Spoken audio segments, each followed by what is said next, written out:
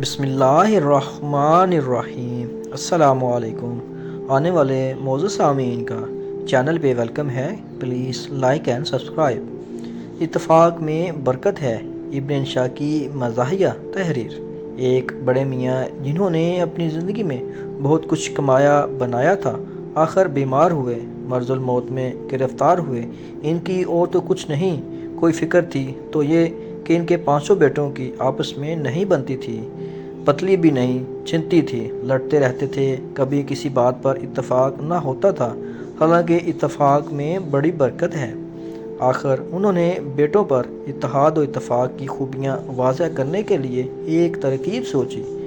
ان کو اپنے پاس بلایا اور کہا، دیکھو اب میں کوئی دم کا مہمان ہوں، سب جا کر ایک ایک لکڑی لاؤ۔ ایک نے کہا، لکڑی؟ آپ لکڑی کا کیا کریں گے؟ دوسرے نے آہستہ سے کہا، بڑے میاں کا دماغ خراب ہو رہا ہے، لکڑی نہیں شاید ککڑی کہہ رہے ہیں، ککڑی کھانے کو جی چاہتا ہوگا۔ تیسرے نے کہا، نہیں، کچھ سردی ہے، شاید آگ جلانے کو لکڑیاں منگا رہے ہیں۔ چوتھے نے کہا، بابو جی کو لے لائیں۔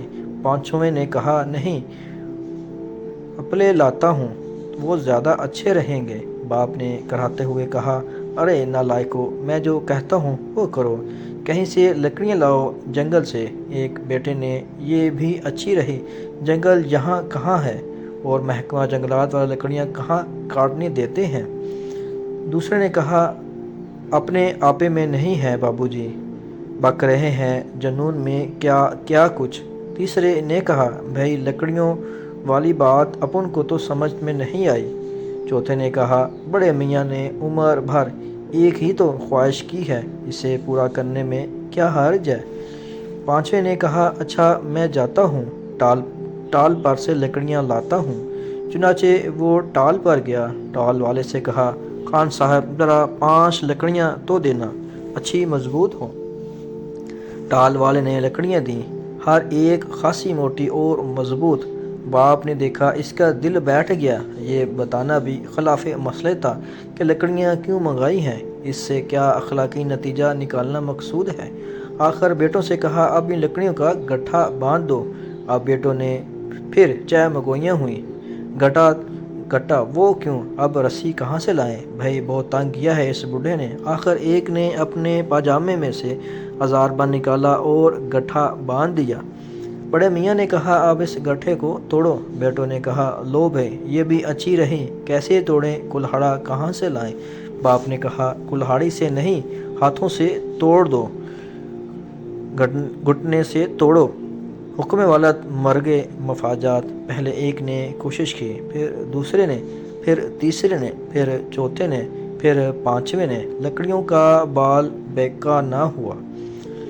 سب نے کہا، بابو جی ہم سے نہیں ٹوٹتا یہ لکڑیوں کا گٹھا۔ باپ نے کہا، اچھا اب ان لکڑیوں کو الگ الگ کر دو، ان کی رسی کھول دو۔ ایک نے جل کر کہا، رسی کہاں ہے، میرا ہزار بند ہے، اگر آپ کو کھلوانا تھا تو گٹھا بندھوایا ہی کیوں تھا؟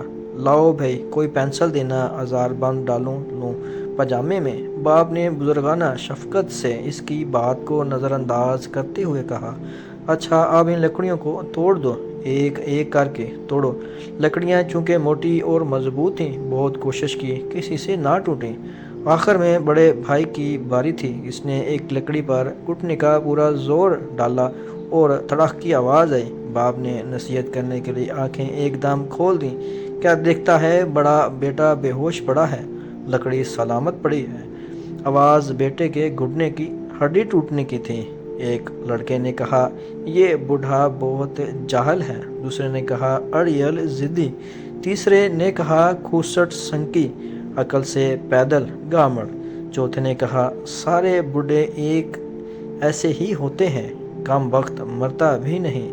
بوڑھے نے اطمینان کا سانس لیا کہ بیٹو میں کم از کم ایک بات پر اتفاق رائے ہوا ہے۔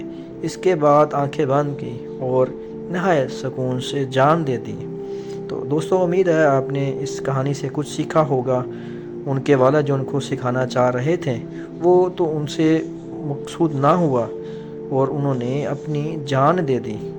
تو اپنا اور اپنے پیاروں کا خیال رکھیں۔ آنے والے تمام سامعین کا بہت شکریہ۔ السلام علیکم، جزاک اللہ خیر۔